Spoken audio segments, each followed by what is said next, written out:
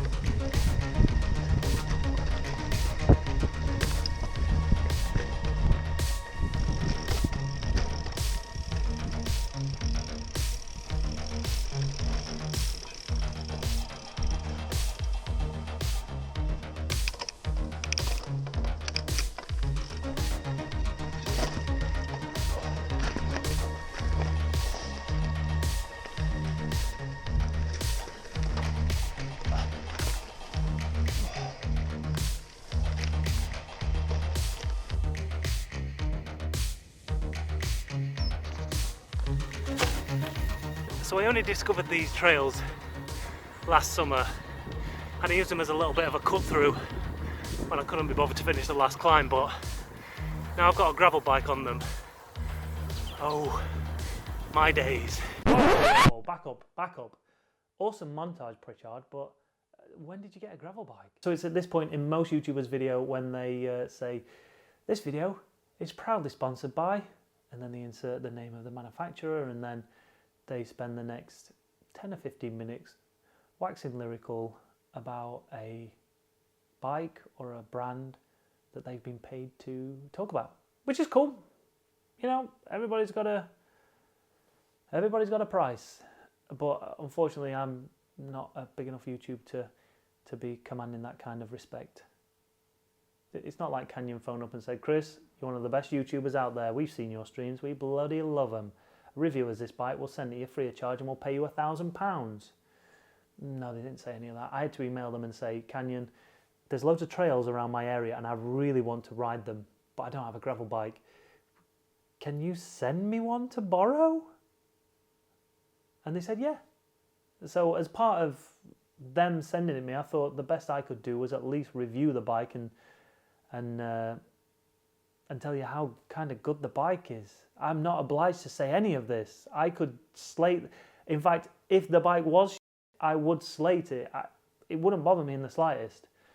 But I can't slate it because I bloody loved it. I cannot tell you. I had more fun in that 2 days than I have had in a long time on a bike. It was just pure bliss. Listen, just get back to the montage. I know how much you all love montages of bikes, so go back to it. I might throw a few drone shots in there and we'll do some voiceover of the review of this Grail. It just makes cycling so much more fun. I love being off-road. I love it. Ooh. Ooh, let's go there.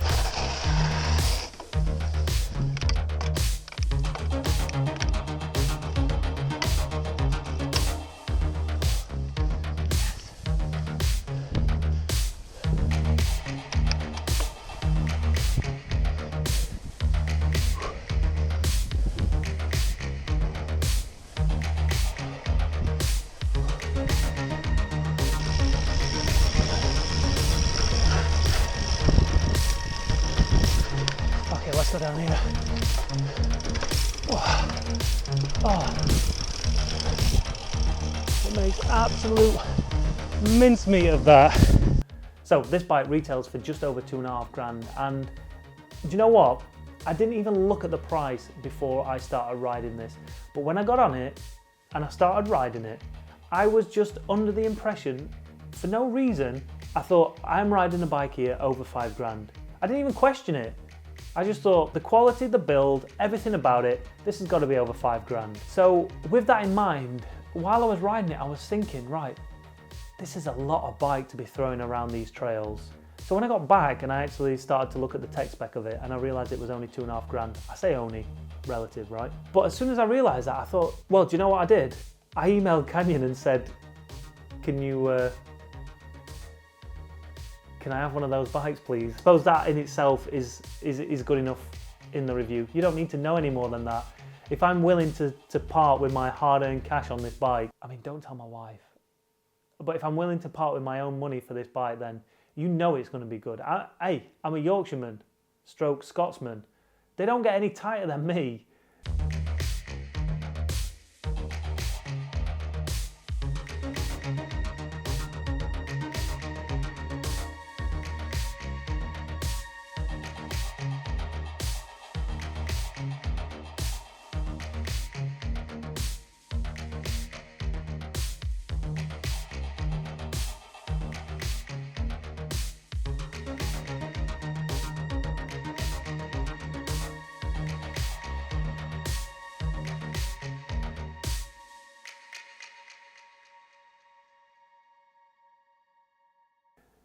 So yeah, I'm willing to. I think that's unbelievable value for money for what you get.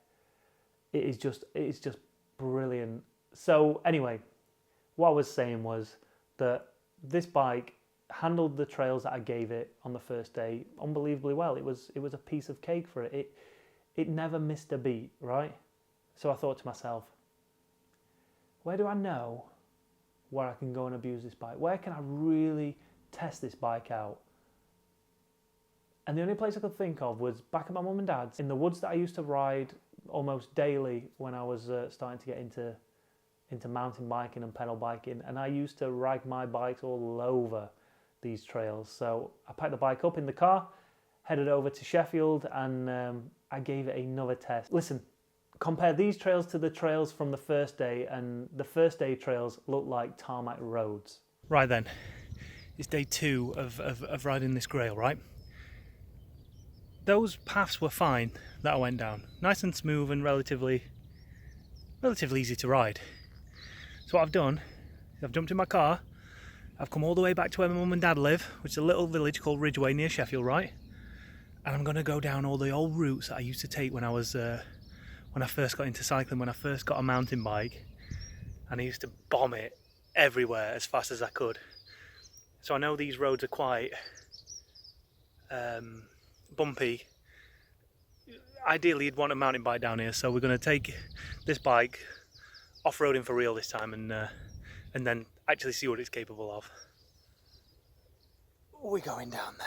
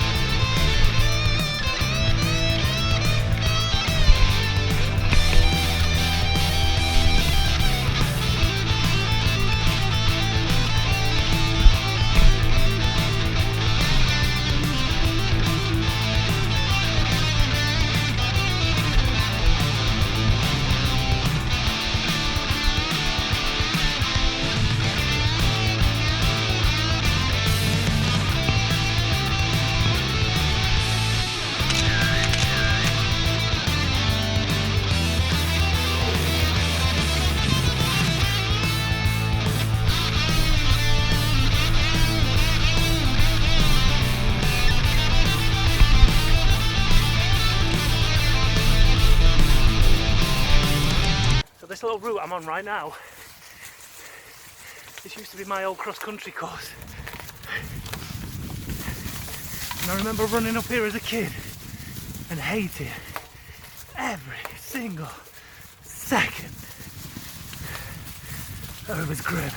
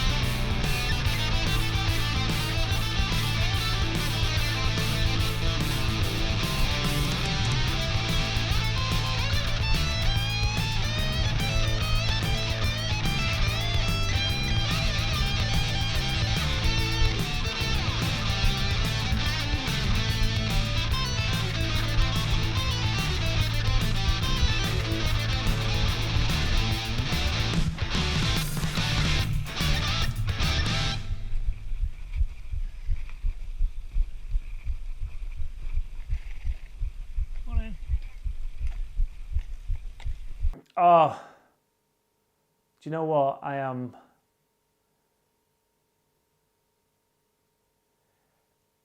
don't mind you leaving comments down saying, how much did you get paid to say that? I got £0 to say that. I could say whatever the hell I wanted about this. And I'm under no obligation to say that this bike is the best bike I've ever ridden. I'm under no obligation to say that I love the way the brakes felt and how comfortable it was. I'm under no obligation to say any of that. I can say exactly what I want, but I can only say nice things about it because it was so comfortable. The ride was great, both on and off road. Now, I did notice on road that obviously because of the geometry of it, because the wheelbase is longer than a traditional road bike, because the rake on the forks is slightly different to a traditional road bike, the steering is a lot more sluggish. I'd say I would describe it as sluggish compared to a road bike. You don't have that nimble, quick turning feeling that you get, but it's not built specifically for roads. It's got a wide spectrum of conditions to deal with. So they obviously make the wheelbase a bit longer, change that rake on those forks, and it just gives the bike much more stability through the off-road sections, but that comes at a cost of being less nimble on the roads. But you never ride a bike to its limit on the roads anyway to feel like you need that quick turning ability of a road bike. So it definitely feels different on the roads, but at no point did it feel slow in turning. It just felt sluggish. A little more sluggish, but once you were in a turn, because of that longer wheelbase, it becomes a lot more stable. So it swings and roundabouts, really. You know, you benefit in one area, you have to take away from another area. That's the way it goes. But off-road, oh my God, off-road, it was phenomenal. It really was phenomenal, the way it turned through the mud, the stability you get in the mud when you're riding through mud, when you're riding in turns and you come across a puddle and you're into the puddle and it was just brilliant. I just loved it. I just absolutely loved it. So if I was going to give this bike a rating based on value for money, based on what you get for your money, based on how much fun it was, I would give it a solid 8.5 out of 10. In those 2 days, I've had so much fun. And like I said, if I'm willing to part with my money to get one of these bikes, then it certainly did something for me. Don't forget to hit that like button, hit that, what? You didn't talk about the bars, Chris. Yeah, you're right, I didn't talk about the bars. So I didn't want to make it a big thing, because the first thing anybody talks about when it comes to this bike is the bars. Look at the bars. It's a gimmick. Look at the bars, look how stupid they look. I love them. I absolutely love them. And I'm going to give you 5 reasons why. They're stiffer where they need to be stiffer. They're more forgiving where they need to be more forgiving. They look cool. I'll give you 3 reasons why I love these bars. They're stiff where they need to be, they're flexible where they need to be, and they look cool.